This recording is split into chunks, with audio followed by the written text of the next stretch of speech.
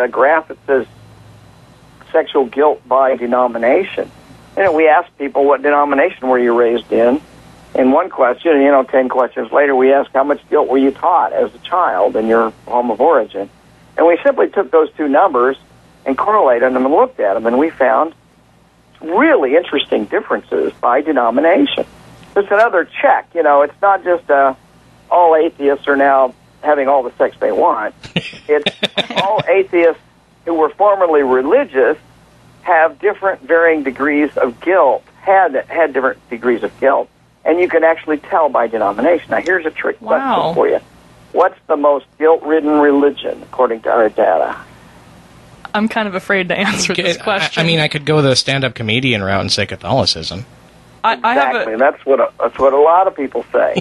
But the number one guilt-ridden religion is Mormonism. I'm a former Mormon. I could have answered that one. But right behind them, and just by a hair's breadth, are the Jehovah's Witnesses, the Pentecostals, and the Seventh-day Adventists. Interesting. Everybody who came out of the burned-over district. Yeah. Hey. You got it. That's exactly right. Wow. And Catholics are about 60%. They're in the low end of the top group, if you will. But here's the real trick question. What's the least guilty religion? Atheism. I would be inclined to say atheists. Oh, yeah, and you would be wrong. Are you serious? Who was it? Unitarians?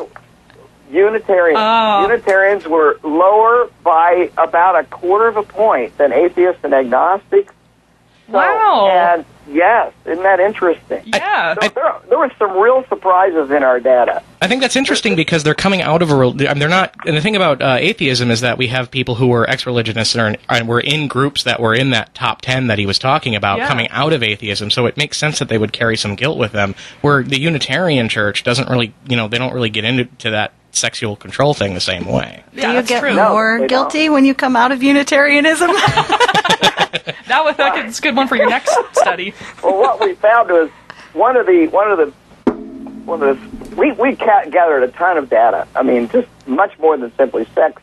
What we also found was who's feeding atheism right now. And the one group that's feeding atheism more than any other group by 3 times are non-denominational Christians. Interesting. That's really cool that you guys were able to pick up sort of a side effect of your study and analyze a totally different data point. That's really cool. I think those non-denominational Christians are what I usually call on the show ethnic Christians just because of what their family are. Huh. Well, no, these are mega-church. These are mega-church people. These are fundamentals. These are evangelicals. Right. No, these are the people that are, going nuts about the gays and stuff right now. But what happens when you get through with all that crazy waving your hands around and trying to figure out all the other stuff those evangelicals say? Well, what happens when you get tired of that? There's nowhere else to go. They don't go back to being Episcopalians or Methodists. That's for sure. True, yeah. Right. So they move on to us. So what the reason I brought that up is because if I ask people, what's the group that's feeding us most, some people say Unitarians. But that is not the case. Unitarians are staying put, and they ought to because there's no benefit for leaving the Unitarians. You just might get more guilt when you leave. Yeah. So sexual guilt. So I've asked a number of Unitarians, why do you think Unitarians would have less guilt than anybody, including atheists and agnostics? And they tell me that Unitarian Church has a very effective sex education program that they teach inside their church. It's very sex positive. Wow, I didn't know that. I didn't either. And as they describe it, it sounds they deal with gays and lesbians and transgender and all that stuff very openly and very non-judgmentally. Well, if you think about it, we atheists and agnostics, freethinkers, we don't have a place to send our kids. Right. That's true. To get that kind of education, and the Unitarians do.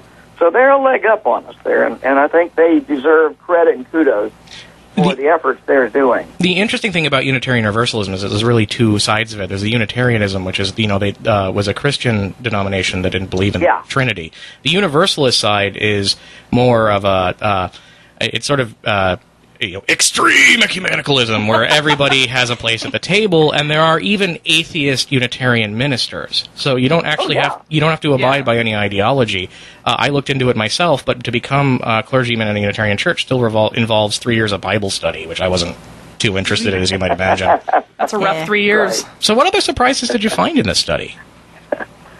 Well, we found probably the biggest confirmation in some ways and surprise in other ways was